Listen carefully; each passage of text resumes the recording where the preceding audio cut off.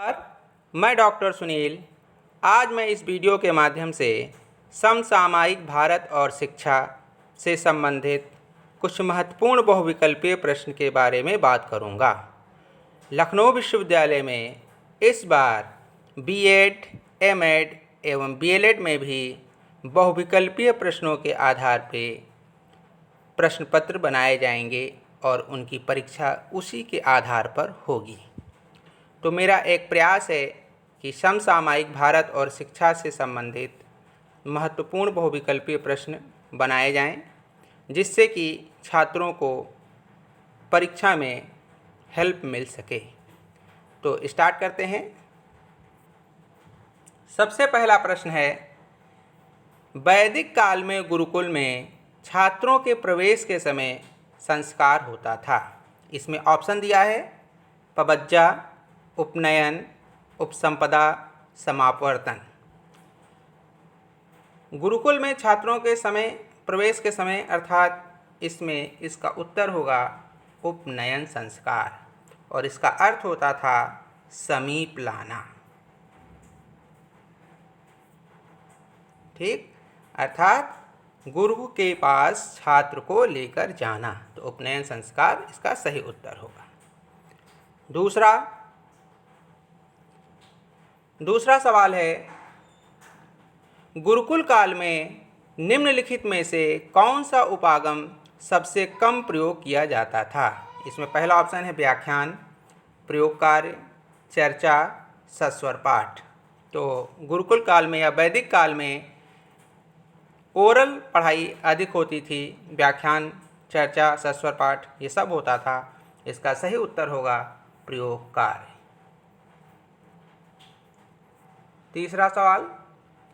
तीसरा है, वैदिक काल में एक वेद का अध्ययन पूरा करने वाले को उपाधि दी जाती थी। इसमें पहला ऑप्शन है स्नातक, दूसरा है वसु, तीसरा है रुद्र, चौथा है आदित्य। तो इसमें सही उत्तर होगा स्नातक। एक वेद या 12 वर्ष तक सामान्य पाठ्यक्रम अध्ययन करने वाले को स्नातक की उपाधि दी जाती थी। 2 वेद या 24 वर्ष तक अध्ययन करने वाले को वसु की उपाधि दी जाती थी। 3 वेद या 36 वर्ष तक सामान्य पाठ्यक्रम के अध्ययन करने वाले को रुद्र की उपाधि दी जाती थी। और आदित्य में 4 वेद या 48 साल 48 ईयर्स के अध्ययन करने वाले को आदित्य की उपाधि दी जाती थी। तो ये एक सवाल, अगर आपने इसको ढंग से सुना है तो इसमें आप 4 सवाल के उत्तर आराम से दे सकते हैं। 1 वेद का स्नातक, 2 वेद का वसु, 3 वेद का रुद्र और 4 वेद का आदित्य। या 12 वर्ष तक सामान्य पाठ्यक्रम जो अध्ययन कर रहा है उसे स्नातक, 24 साल तक जो कर रहा है उसे वसु, 36 साल तक रुद्र और 48 साल तक आदित्य। नेक्स्ट सवाल, चौथा सवाल है, वैदिक कालीन शिक्षा का मुख्य उद्देश्य था। तो इसका सही उत्तर होगा आध्यात्मिक उन्नति प्रदान करना।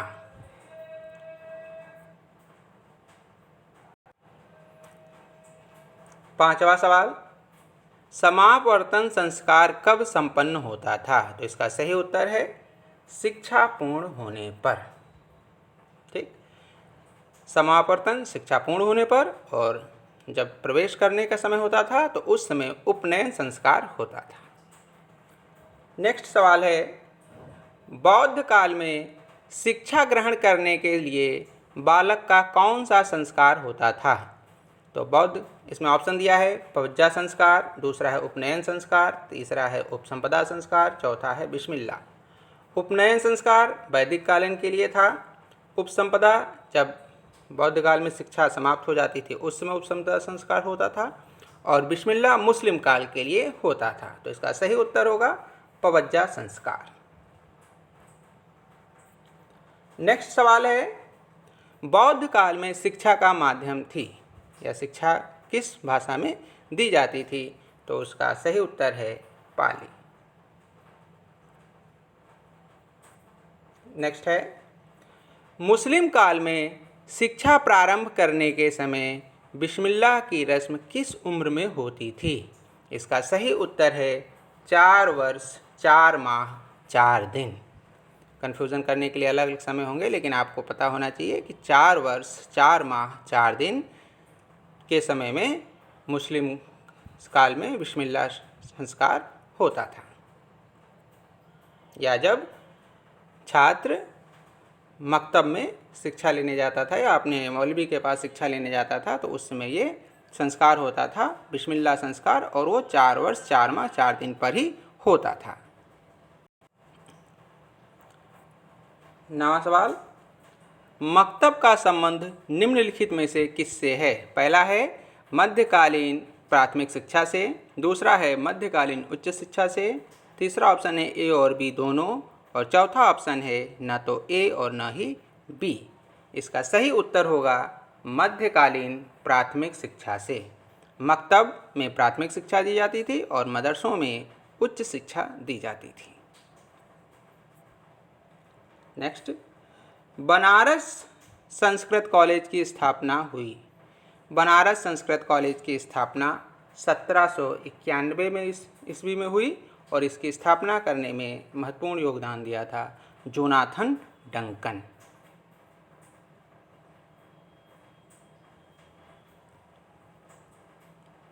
तो इसमें 2 सवाल पूछे जा सकते हैं कि बनारस संस्कृत कॉलेज की स्थापना कब हुई? 1791 ईस्वी में। किसने सहयोग किया या किसके सहयोग से हुआ? जोनाथन डंकन के सहयोग से। नेक्स्ट सवाल है, मध्यकालीन शिक्षा का माध्यम किस भाषा को माना जाता है? तो इसका सही उत्तर होगा फारसी। अगला सवाल, 1813 के आज्ञापत्र या चार्टर एक्ट के अनुसार भारत में कंपनी को शिक्षा पर कितनी राशि प्रति वर्ष व्यय करनी थी? इसका ऑप्शन दिया है 10 लाख, दूसरा है 1 लाख, तीसरा है 10,000 और पांचवा है 50,000। इसका सही उत्तर होगा 1 लाख रुपए प्रति वर्ष खर्च करनी थी, लेकिन दुर्भाग्यवश इस एक्ट में स्पष्ट नहीं किया गया था कि शिक्षा के ऊपर किस तरीके से पैसा खर्च किया जाएगा। तो 1813 से लेकर 1833 तक ये राशि खर्च नहीं हो पाई थी। हालांकि विवाद एक अलग उत्पन्न हो गया था कि प्राच्य शिक्षा दी जाए या पाश्चात्य शिक्षा दी जाए, और इसमें 2 ग्रुप बन गए थे और इस राशि को खर्च नहीं कर पाया गया था। और इसको सुलझाने के लिए 1833 के बाद जब विलियम बेंटिंक गवर्नर जनरल बनकर आए तो उसमें उनके कानूनी सलाहकार लॉर्ड मैकाले ने इसका जिम्मा उठाया और उन्होंने इसको सॉल्व करने की कोशिश की। नेक्स्ट सवाल, कलकत्ता मदरसा की स्थापना किसने की? इसमें ऑप्शन दिया है Warren Hastings, Jonathan Duncan, Lord Wellesley, doctor केरे। इसका सही उत्तर होगा वॉरेन हेस्टिंग्स, और इसकी स्थापना करवाई थी इन्होंने 1781 में। सही उत्तर है इसका वॉरेन हेस्टिंग्स, और स्थापना हुई थी 1781 में।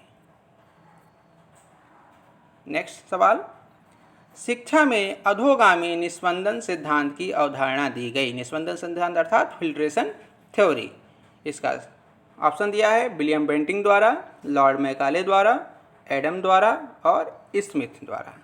तो इसका सही उत्तर होगा लॉर्ड मैकाले।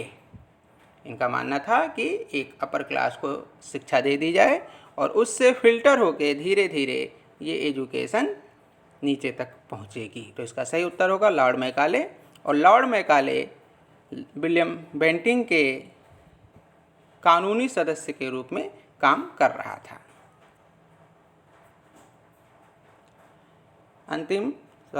नेक्स्ट सवाल, अंग्रेजी शिक्षा का महाधिकार पत्र या मैग्ना कार्टा किसे कहा जाता है?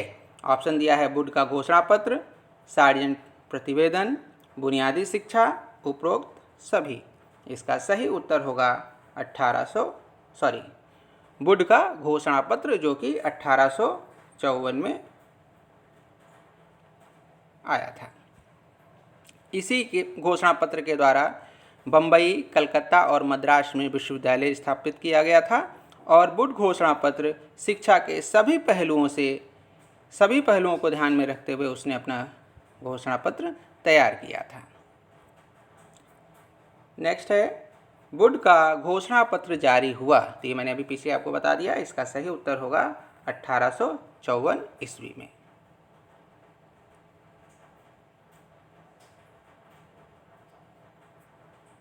नेक्स्ट है, हंटर आयोग का गठन किया गया, या हंटर आयोग का गठन कब किया गया था? ऑप्शन है 1904, 1884, 1881, 1882। इसका सही उत्तर होगा 1882 ईस्वी। और 1882 ईस्वी में जो हंटर आयोग आया था, इसी कमीशन के रिकमेंडेशन पर इलाहाबाद विश्वविद्यालय की स्थापना हुई थी। कभी कभी ये पूछा जाता है कि उत्तर प्रदेश में सबसे पुराना विश्वविद्यालय कौन सा है, तो उसका भी सही उत्तर यही होगा, इलाहाबाद विश्वविद्यालय। नेक्स्ट है, गोखले बिल संबंधित है प्राथमिक शिक्षा से, माध्यमिक शिक्षा से, उच्च शिक्षा से, शिक्षक शिक्षा से, तो इसका सही उत्तर होगा प्राथमिक शिक्षा से।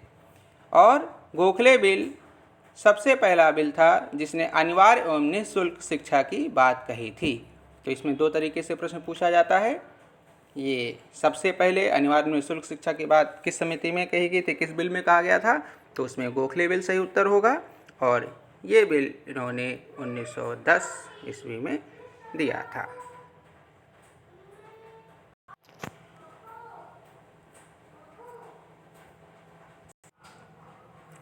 अगला सवाल है, किस क्षेत्र में सुधार के लिए ऑपरेशन ब्लैक बोर्ड प्रारंभ किया गया? तो इसका ऑप्शन दिया है प्राथमिक शिक्षा से, माध्यमिक शिक्षा से, उच्च शिक्षा से और शिक्षक शिक्षा से। इसका सही उत्तर होगा प्राथमिक शिक्षा से। ऑपरेशन ब्लैक बोर्ड 1986 में NPE national policy on education में इस बात को कहा गया था।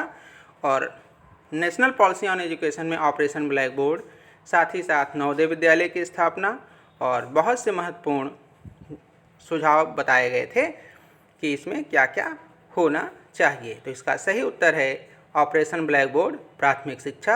और प्राथमिक शिक्षा से क्या सुधार होना चाहिए, प्राथमिक विद्यालय में कितने कमरे होने चाहिए, कितने शिक्षक होने चाहिए, उसमें फीमेल शिक्षक कितनी होनी चाहिए, वो सारा बातें इसमें ऑपरेशन ब्लैक बोर्ड में कहा गया था। अक्सर बच्चे कंफ्यूज कर जाते हैं कि ऑपरेशन ब्लैक बोर्ड का मतलब सिर्फ ब्लैक बोर्ड से होगा, तो वो इसमें नहीं है, ये आपको ध्यान में रखना होगा। नेक्स्ट है, वर्धा शिक्षा सम्मेलन हुआ। ऑप्शन दिया है 1921, 1930, 1937, 1944। इसका सही उत्तर है 1937।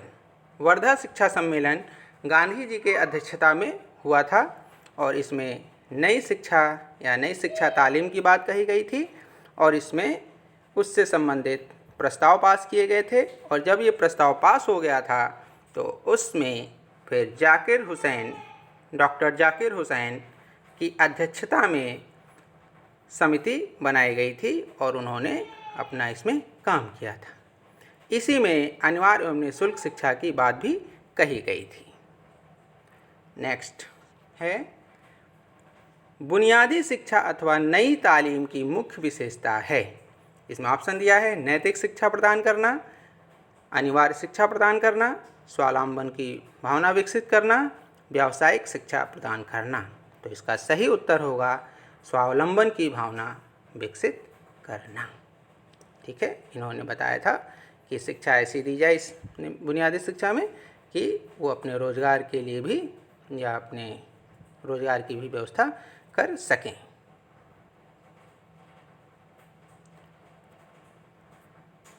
नेक्स्ट है, वर्धा योजना में प्राथमिक शिक्षा के लिए बालकों की आयु निर्धारित की गई। ऑप्शन दिया है 6 वर्ष से 14 वर्ष, 8 वर्ष से 14 वर्ष, 7 वर्ष से 14 वर्ष, 5 वर्ष से 14 वर्ष। तो इसमें सही उत्तर होगा 7 वर्ष से 14 वर्ष। और आज के समय में जो हम लोग बात करते हैं उसमें 6 वर्ष से 14 वर्ष तक की जो संविधान में बात कही गई है उसमें 6 वर्ष से 14 वर्ष तक की बात कही गई है। तो आपको कंफ्यूज नहीं होना है, आपको ये ध्यान में रखना है कि वर्धा योजना में प्राथमिक शिक्षा के लिए बालकों की आयु जो निर्धारित की गई थी वो है 7 वर्ष से 14 वर्ष। नेक्स्ट है शिक्षा आयोग 1964-66 के प्रतिवेदन का शीर्षक था। शिक्षा आयोग अर्थात कोठारी कमीशन जो था उसमें क्या उसका शीर्षक था? पहला है बिना बोझ के सीखना, एक जागृत एवं मानवीय समाज, तीसरा शिक्षा एवं राष्ट्रीय विकास, चौथा शिक्षा एवं भारत के लोग। इसका सही उत्तर है शिक्षा एवं राष्ट्रीय विकास या एजुकेशन एंड नेशनल डेवलपमेंट। तो इसका जो शीर्षक था, और ये अक्सर पूछा जाता है, कॉम्पिटेटिव एग्जाम में भी पूछा जाता है और आपके बीएड के लिए भी, इस पेपर के लिए भी इम्पोर्टेंट है। नेक्स्ट है नवोदय विद्यालय की शुरुआत किस शिक्षा नीति के अंतर्गत हुई?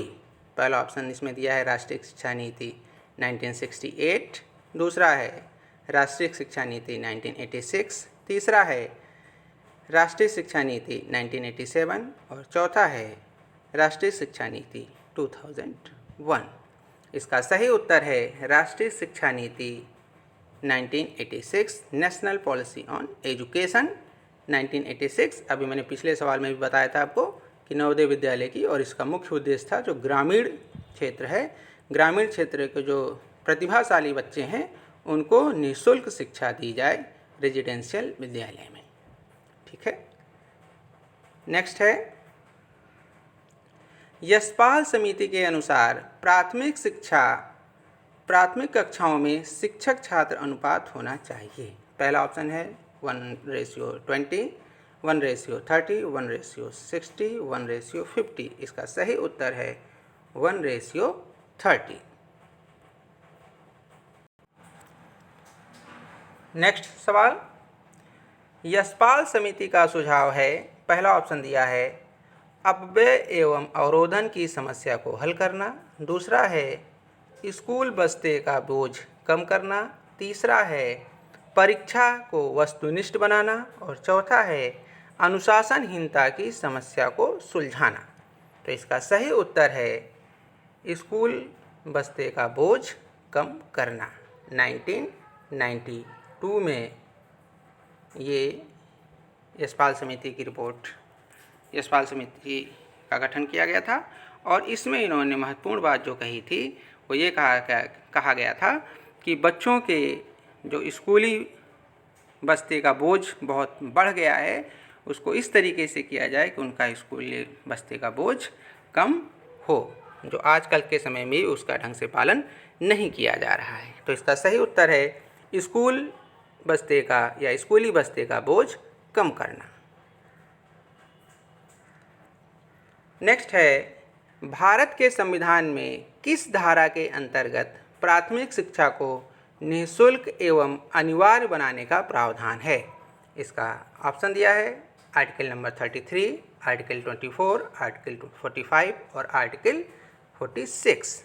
इसका सही उत्तर है आर्टिकल नंबर 45 या धारा 45। और ये जो आर्टिकल 45 है ये डायरेक्टिव प्रिंसिपल्स या नीति निर्देशक तत्व में शामिल है। इसके साथ ही साथ इससे रिलेटेड 2-3 और क्वेश्चन बनते हैं। आर्टिकल 45 जो कि डायरेक्टिव प्रिंसिपल में है या नीति निर्देशक तत्व में है, इसके साथ ही साथ अनिवार्य एवं निःशुल्क शिक्षा की बात आर्टिकल नंबर 51A का 11th पॉइंट में भी जोड़ा गया है, जो कि फंडामेंटल ड्यूटी में शामिल है, यानी कि नीति निर्देशक तत्व। और दूसरी बात 51A में भी शामिल है। इसके अलावा एक और आर्टिकल है जिसमें कि शामिल किया गया है, वो है 21A। उसमें भी अनिवार्य एवं निःशुल्क शिक्षा की बात कही गई है। और ये क्या हो जाएगा? फंडामेंटल राइट, अर्थात अगर पूछा जाए तो फंडामेंटल ड्यूटी में भी शामिल है, फंडामेंटल राइट में भी शामिल है और डायरेक्टिव प्रिंसिपल्स जो कि ओरिजिनल कॉन्स्टिट्यूशन में ही शामिल किया गया था। 21A और 51A का 11th ये संविधान संशोधन के द्वारा उसमें ऐड किया गया है। तो इस एक सवाल से आपको 4-5 सवाल पूछे जा सकते हैं। नेक्स्ट है, हंसा मेहता समिति का गठन किस उद्देश्य से किया गया था? इसका पहला ऑप्शन है स्त्री शिक्षा, दूसरा है मातृभाषा शिक्षा, तीसरा है उच्च शिक्षा और चौथा है उच्चतर माध्यमिक शिक्षा।